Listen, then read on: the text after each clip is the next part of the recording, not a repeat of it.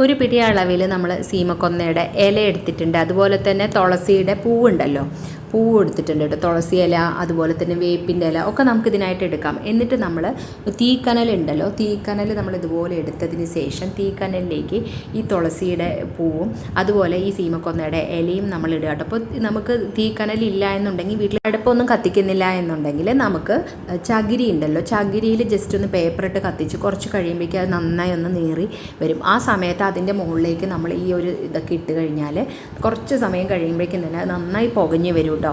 അപ്പോൾ സന്ധ്യാസമയത്ത് നമ്മുടെ വീടിൻ്റെ പരിസരത്തൊക്കെ ഇഷ്ടംപോലെ കൊതുശല്യം ഉണ്ടാവും ഇപ്പോൾ. അപ്പോൾ ആ കൊതുശല്യം ഒഴിവാക്കാനായിട്ട് നമുക്ക് വീട്ടിൻ്റെ പുറത്ത്, നമുക്ക് വീട്ടിനകത്ത് വെക്കേണ്ട, വീട്ടിൻ്റെ പുറത്ത് നമ്മൾ ഇതുപോലെ ഒന്ന് പുകച്ചെടുക്കുകയാണെന്നുണ്ടെങ്കിൽ വീട്ടിൻ്റെ പരിസരത്തുള്ള കൊതു മുഴുവൻ പോകും.